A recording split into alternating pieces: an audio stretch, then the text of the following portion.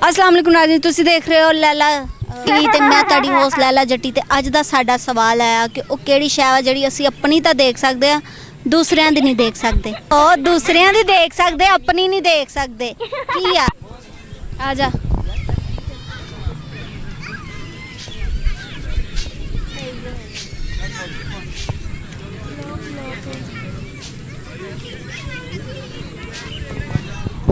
अस्सलाम वालेकुम। जाओ उधर बिजी हूँ थोड़ा। बिजी है भाई, चल आओ और किसी अच्छा ਜਿਹੜੇ ਬਹੁਤੇ ਸੋਹਣੇ ਨਹੀਂ ਨਾ ਹੁੰਦੇ ਉਹ ਆਪਣੇ ਆਪ ਤੋਂ ਵੀ ਇੰਨਾ ਕੁ ਤੰਗ ਹੁੰਦੇ ਆ। अस्सलाम वालेकुम। वालेकुम अस्सलाम। की कहिए ਕੀ ਕਹੀਏ ਮੈਨੂੰ ਹੀ ਕੁਛ ਕਹਿ ਦੋ की कहना की तारीफ ही कर दो। माशाल्लाह बहुत प्यारे हो, अच्छे लग रही हो।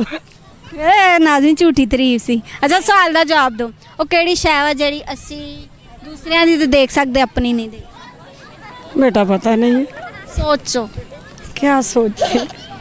ਫੈਮਿਲੀ ਕਿਤੇ ਨਹੀਂ ਜਾਂਦੀ, ਪਰੇਸ਼ਾਨ ਨਾ ਹੋ ਇੱਥੇ ਹੀ ਨੇ। ਤੁਸੀਂ ਦੱਸੋ ਹੁਣ ਦੱਸ ਕੇ ਜਾਓ। बेटा मैनू नहीं आंदी। ਚਲੋ ਆ ਵੀ ਸਹੀ ਹੈ। ਚਲੋ